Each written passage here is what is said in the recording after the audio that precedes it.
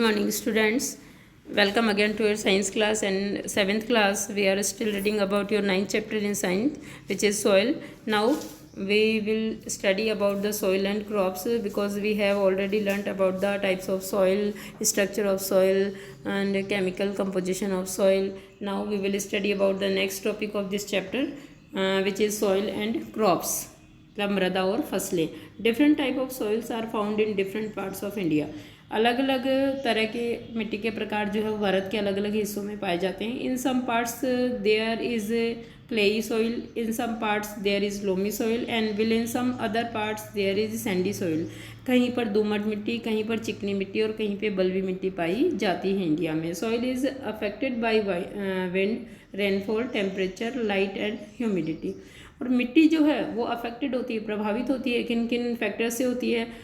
जैसे मान लीजिए वाइंड से होती है, हवाओं से, रेनफॉल यानी बारिश से, टेम्परेचर मतलब तापमान से, लाइट यानी प्रकाश से, एंड ह्यूमिडिटी मतलब बताइए नमी से. ठीक है, जो नमी होती है यानी जो पानी की मात्रा होती है जलवाष्प के रूप में, उसको ह्यूमिडिटी कहते हैं. These are some important climatic factors. ये जो है ऊपर जो मैंने अभी बताया आपको, ये कुछ इम्पोर्टेंट क्लाइमेटिक फैक्टर यानी जलवायवीय परिस्थितियाँ हैं या कारक हैं which affect the soil profile and bring changes in the soil structure, जो कि मृदा परिच्छेदिका को प्रभावित करते हैं और मिट्टी की संरचना में परिवर्तन लाते हैं. The climatic factor as well as the components of soil determine the various type of vegetation and crops that might grow in any reason.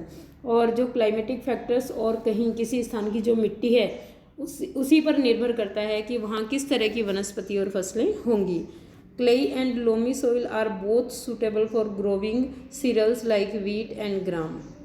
देखिए, जो दोमट मिट्टी है या मृणमय मिट्टी है एंड लोमी सॉइल, देखिए आप क्लेई है ना, क्लेई और लोमी मिट्टी, दोमट और मृणमय जो मिट्टी होती है वो किसके लिए अच्छी होती है, वो चने और गेहूं के लिए अच्छी होती है ना, चने और गेहूं जैसी फसलों के लिए. Such soil are good at retaining water. इनके जल धारण करने की क्षमता अच्छी होती है फॉर पैडी, और पैडी मीन्स धान या चावल की फसल. For paddy soil rich in clay and organic matter and having a good capacity of retain water are ideal. धान की फसल या चावल की फसल के लिए कैसी होती है, चिकनी मिट्टी जो होती है, क्लेई सॉइल जो है, अधिक बारीक कणों वाली मृणमय मिट्टी जिसकी जल धारण करने की क्षमता अच्छी हो और जो जैविक पदार्थों से परिपूर्ण हो, ऐसी मिट्टी उसके लिए उपयुक्त रहती है. फॉर लेंटिल्स, मसूर की दाल के लिए, लेंटिल्स मतलब मसूर.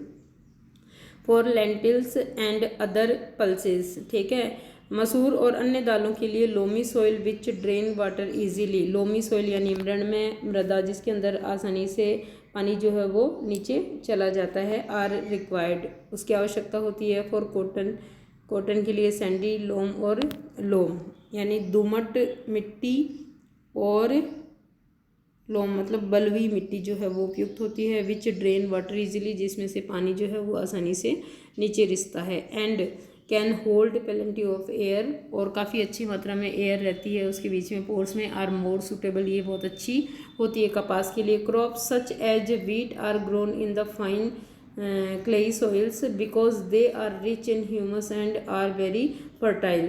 क्रॉप्स जैसे कि गेहूँ है वो कैसी क्ले में, मृणमय मिट्टी में अच्छे उगते हैं क्योंकि वो मिट्टी जो है उसमें ह्यूमस ज़्यादा होता है और बहुत उपजाऊ होती है. Find from your teachers, parents and farmers the type of soil and crops grown in your area. अपने टीचर्स से, पेरेंट्स से जानने की कोशिश कीजिए कि आपके एरिया में किस तरह की मिट्टी पाई जाती है और उसमें किस तरह की फसलें उगाई जाती है. Enter the data in the following table 9.2.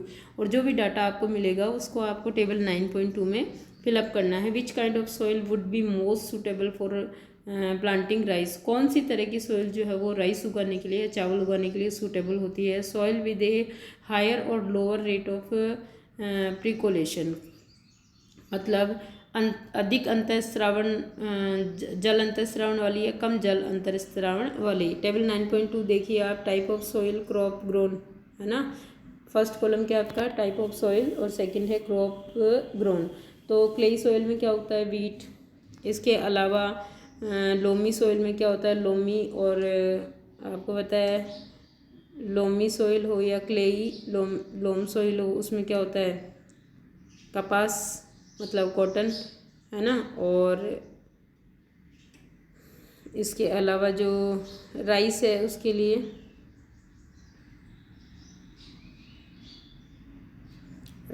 मैंने बताया था आपको, हमने पढ़ा था यहाँ पर कौन सी है, लेंटिल्स के लिए कौन सी है, पल्सेस के लिए लोमी सॉइल है ना, पैडी के लिए soil rich in clay and organic matter है। तो ये आपको यहाँ पे टेबल में फिल करना है and you will make the table in your notebook and fill up it. अब देखिए हम लोग एक इंसिडेंट के बारे में पढ़ते हैं यहाँ पर, एक केस स्टडी, ठीक है, एक केस का अध्ययन। जॉन और Rashida and Radha went to Leeladhar Dada and Santosh Malviya of Sohagpur in Madhya Pradesh. देखिए कौन कौन गया सोहागपुर मध्य प्रदेश में, लीलाधर दादा और संतोष मालवीय के घर, रशीदा, राधा और जॉन, ये तीनों वहाँ गए। Leeladhar Sohagpur in Madhya Pradesh, Liladhar dada was preparing the soil to make items like surahi, matka, ठीक है, और कला, अर्थन फ्राइंग पैन, ठीक है। लीलाधर दादा जो थे वो कुछ मिट्टी के आइटम बनाने के लिए, जैसे सुराही, मटका और कला, इसके लिए मिट्टी तैयार कर रहे थे। The following is the conversation they all had with Liladhar dada, और नीचे जो है वो बातचीत दी गई है आपकी जो लीलाधर दादा से इन लोगों ने की है। Where was the soil obtain from, ये जो मिट्टी है वो कहाँ पाई जाती है, दादा। We brought the black soil from a piece of barren land, मतलब ये कहते हैं, लीलाधर दादा बता रहे हैं कि हम लोग ये जो मिट्टी है वो किसी बंजर भूमि से खोद कर लाते हैं। How is the soil prepared, तो यहाँ जॉन ने पूछा है या इन लोगों ने पूछा है कि किस तरह से मिट्टी जो है वो तैयार की जाती है, दादा। Dry soil will be placed in a large tank and would be cleaned of Peebles etcetera.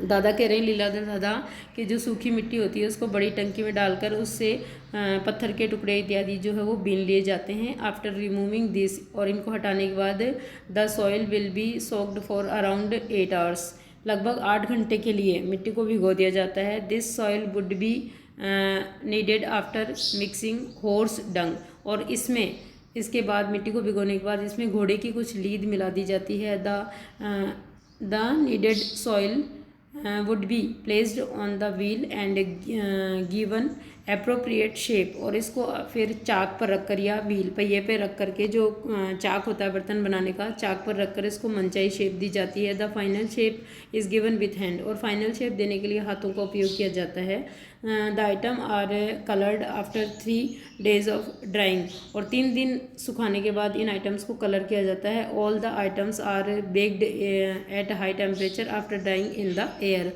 और हवा में सुखाने के बाद इन सभी आइटम्स को कलर करने के बाद में भट्टी में उच्च तापमान पे पकाया जाता है। Why is the horse dung mixed in soil, तो ये पूछ रहे हैं कि हॉर्स डंग जो है घोड़े की लीद है वो क्यों मिलाई जाती है। तो दादा रिप्लाई करते हैं कि burned horse dung helps open up the pores in the soil, कि जब घोड़े की लीद जो है बर्तनों के साथ में सूख जाती है और इसको भट्टियों में पकाया जाता है तो घोड़े की लीद जल जाती है, जिससे और मिट्टी के बर्तनों में कुछ पोर्स या छोटे छिद्र बन जाते हैं। So that water could be percolated out of the matkas and surahi, इस प्रकार मटके और सुराही के अंदर का कुछ पानी उनकी बाहरी सतह पर प्रिकोलेटेड हो जाता है या बाहर आ जाता है। Evaporated and cools the water inside, और ये बाहर से गर्मी पा करके इवेपोरेटेड यानी वाष्पित हो जाता है। वाष्पित होने के कारण सुराही या मटके का जल जो है वो ठंडा रहता है। यू नो, आप जानते हो, Sohagpuri surahi and matkas are famous in far off places like Jabalpur, Nagaur और प्रयागराज, ठीक है। तो ये दादा कह रहे हैं कि क्या आपको पता है कि सुहागपुर की जो सुराही और मटके हैं वो दूर दूर तक के क्षेत्रों में प्रसिद्ध हैं, जैसे कि जोधपुर, नागौर, प्रयागराज आदि में। तो ये हमने दादा से बातचीत की, लीलाधर दादा से, और ये टेबल आपको फिलअप करनी है। यहाँ लीलाधर दादा ने हम लोगों को we have learn then how can we make the earthen pot, ठीक है। यहाँ से आपको ये process of making of earthen pot की जो है वो लिखनी है इन कॉपी में।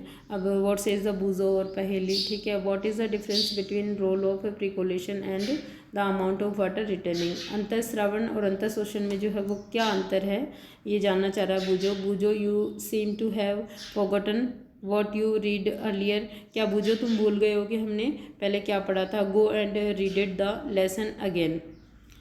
पहली कह रही है कि वापस जाओ, बैक जाओ और लेसन को दोबारा पढ़ो and you will find these the answer. इससे तुम्हें ये उत्तर मिल जाएंगे। अब now the next topic of soil erosion. Soil erosion क्या है, मिट्टी का अपर्दन या मृदा अपर्दन, ठीक है। The removal of land surface by water, wind और ice is known as erosion. देखिए here is the definition of soil erosion कि मिट्टी की ऊपरी सतह का जो है हवा द्वारा, आइस द्वारा या पानी के द्वारा बहकर चले जाना जो है वो सॉइल इरोजन कहलाता है। Plant roots firmly bind the soil.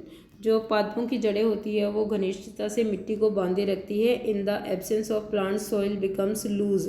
और इनकी अनुपस्थिति, यानी जहाँ पौधे नहीं होते तो इनकी अनुपस्थिति के कारण मिट्टी ढीली हो जाती है। So it can be moved by wind और फ्लोटिंग वाटर। इससे ये फ्लोइंग वाटर, इससे ढीली होने के कारण ये हवाओं के साथ या बहते हुए जल के साथ में एक स्थान से दूसरे स्थान पर चली जाती है। Erosion of soil is more severer in areas of little or no surface vegetation.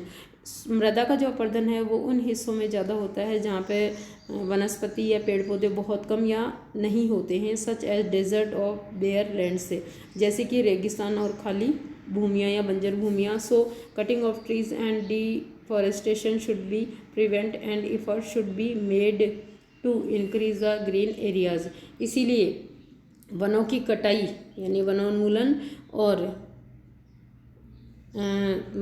जो वनोन्मूलन और पेड़ों की कटाई है वो उसको क्या होगा, रोकना चाहिए, नहीं तो सॉइल इरोजन बहुत होगा, ठीक है।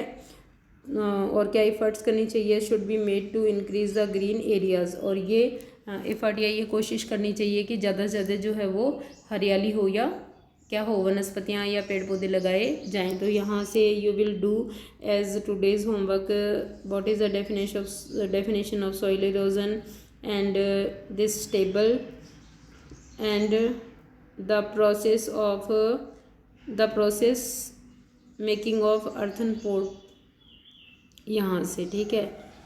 You will do the 3 things from this video. Okay students, your chapter is over or your chapter is complete today, okay. In next video we will do the question answer of this chapter.